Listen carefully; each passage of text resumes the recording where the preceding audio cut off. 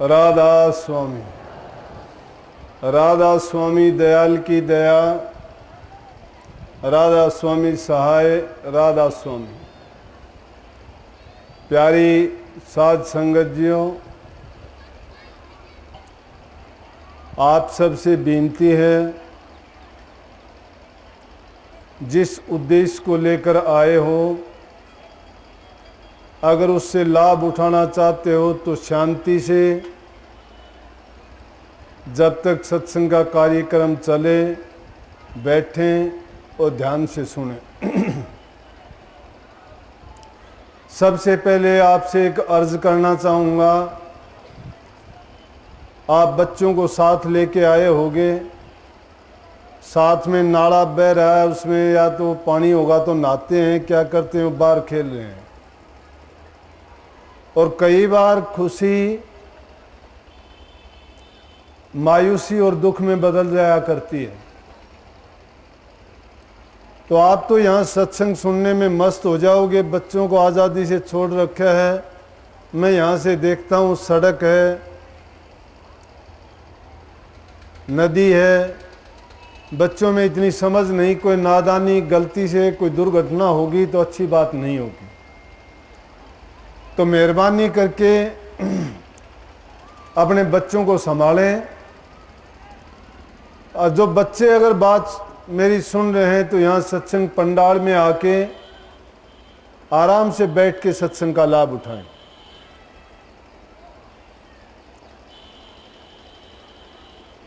मैंने कह दिया है, कहने के बावजूद भी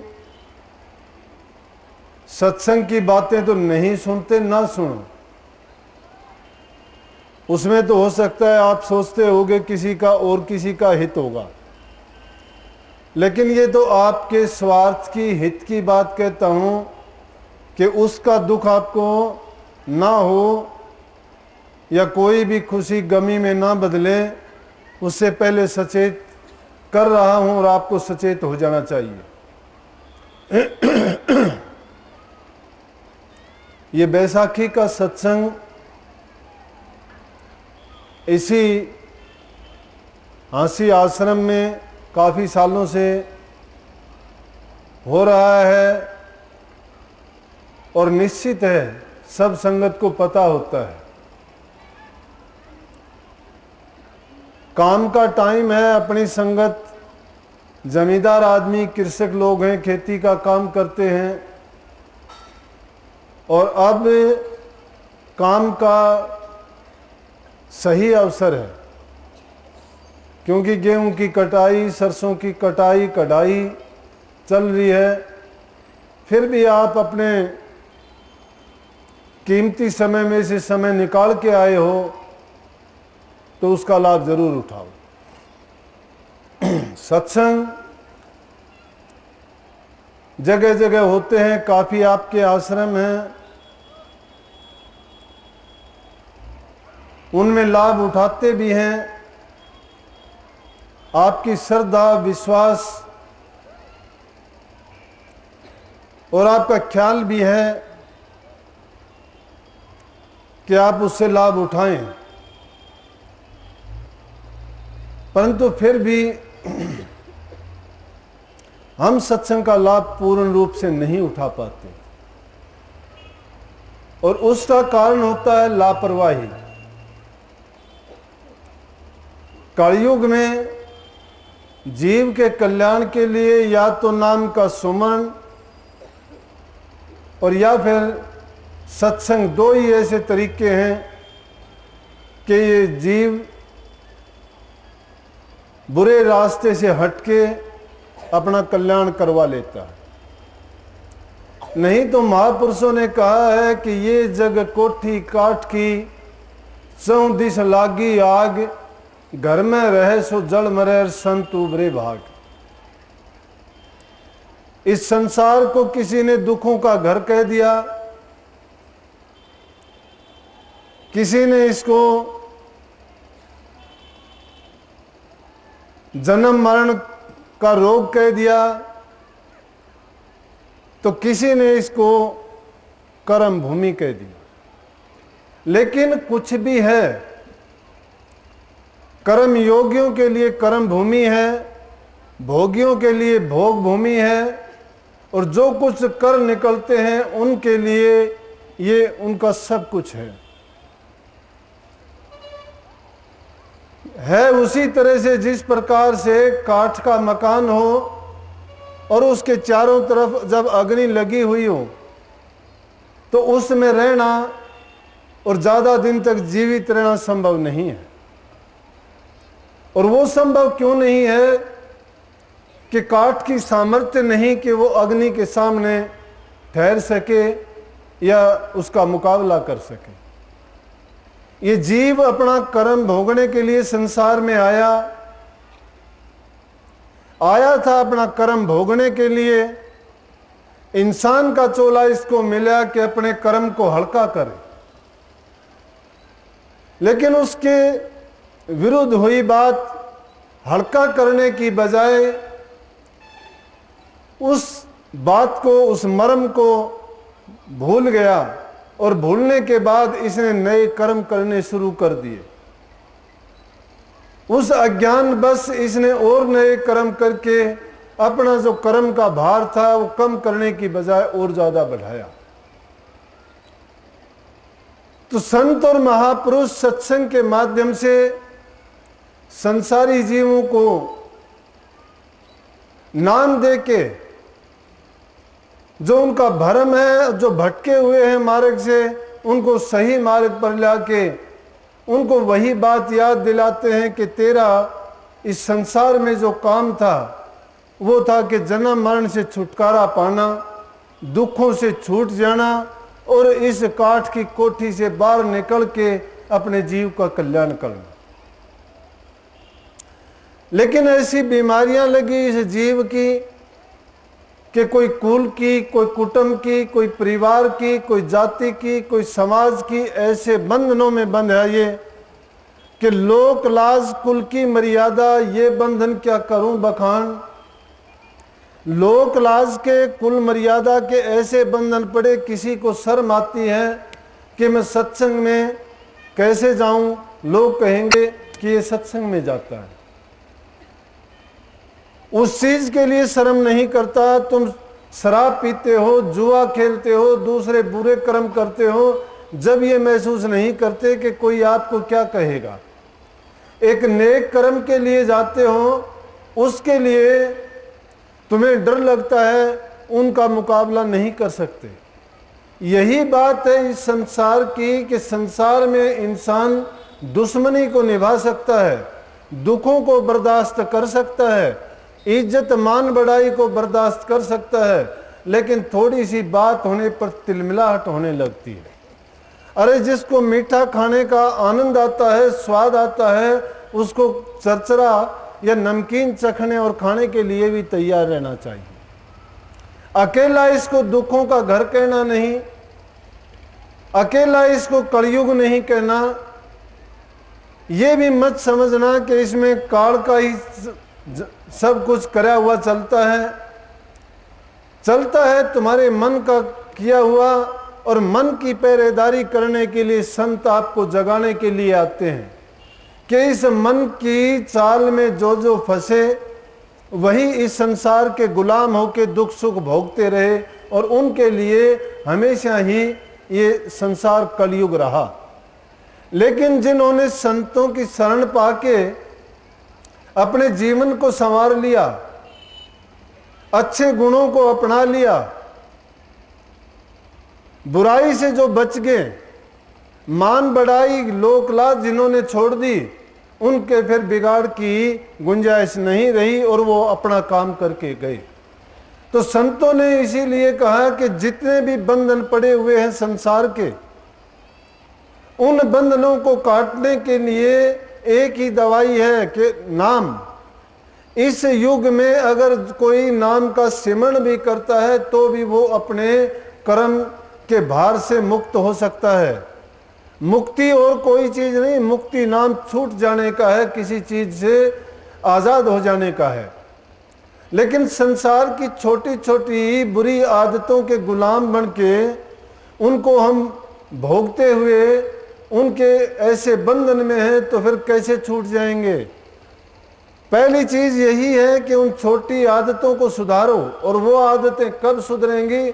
जब आपका चरित्र ऊंचा होगा, आपका आचरण अच्छा होगा, और आप दूसरों के साथ वो व्यवहार करोगे जो तुम्हें तुम्हारे प्रति अच्छा लगता है।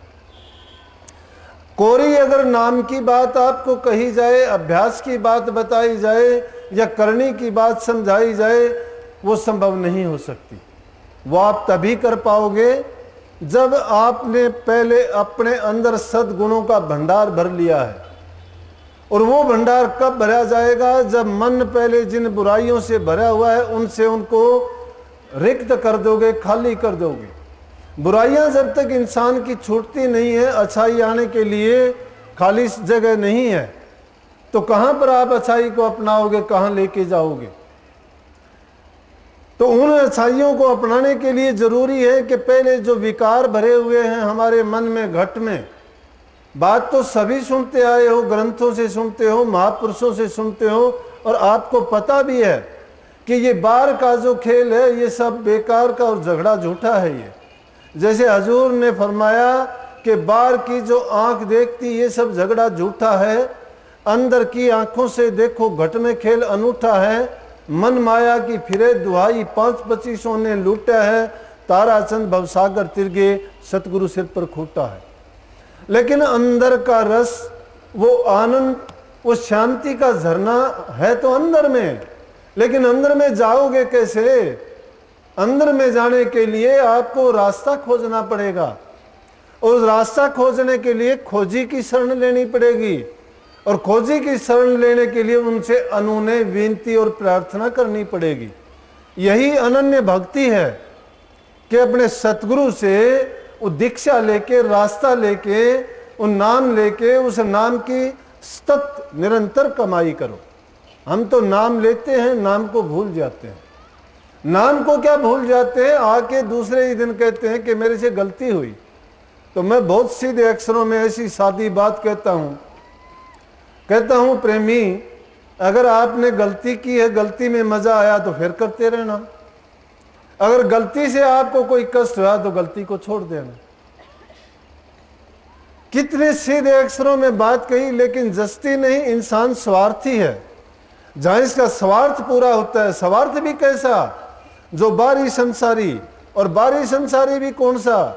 दूसरे मोटे पदार्थों को छोड़ो, शरीर तक सीमित है, इंद्रिय सुख तक सीमित है। जिसको इंद्रिय सुख, शारीरिक सुख मिल जाए, उसको मानसिक और आत्मिक की जरूरत नहीं है। आत्मिक रूप से जो इंसान दुखी है, और बाहरी रूप से संसार के पदार्थ उसके पास जितने हैं, फिर भी वो अपने अंदर के कष्ट और दुख को दबा के उन बाहर के पदार्थों में फंसा रहता है, लेकिन उस अंदर की तरफ नहीं चलता। लेकिन ये बाहर का जो झगड़ा है, इस झगड़े में हम ऐसे उलझते हैं जिस प्रकार से मकड़ी अपने जाले में उलझती है। ये जाड़ा, ये बंधन किसी ने नहीं बनाए, ये बंधन हमने स्वयं ने बनाए। जितने भी बंधन बनाए इंसान ने खुद बनाए। और जैसे मकड़ी की क्या हालत होती है, मकड़ी अपने मुंह से तार छोड़ती है, अपना ही ताना बाना बुनती है, और उसी के अंदर बैठी रह जाती है, उससे बाहर नहीं निकल पाती, क्योंकि वो बंधन ऐसे हैं कि इस ढंग से बनाती है कि कोई भी चीज उसमें आ जाए तो एक तार उसका टूटता है तो दूसरे तार से लिपट जाती है, फिर सोचती है कि तीसरे तार का सहारा लूं मैं, तीसरे तार का सहारा लेती है तो उस टांग से वो लिपट जाता है, चारों तरफ से उसकी सारी टांगें एक एक तार से लिपट के बंध जाती है, वो छूट नहीं पाती। जीव की हालत है ये। मकड़ी का उदाहरण बिल्कुल इस जीव से जुड़ा हुआ है। यूं का त्यों इस संसार में मकड़ी के तो तार हम देख सकते हैं, लेकिन अपने तारों को, अपने बंधनों को हम नहीं देख सकते। इसीलिए कहा ना कि मोटे बंधन जगत के गुरु भक्ति से काट, झिन्ने बंधन चित्त के कटे नाम प्रताप। तो मोटे जब लग जा नहीं, झिन्ने कैसे जा, ताते सबको चाहिए नित गुरु भक्ति कमा। कि अगर उन बंधनों को छोड़ना चाहते हैं ना, तो किसी पूर्ण पुरुष की शरण लेके उनके वचन की पालना करो।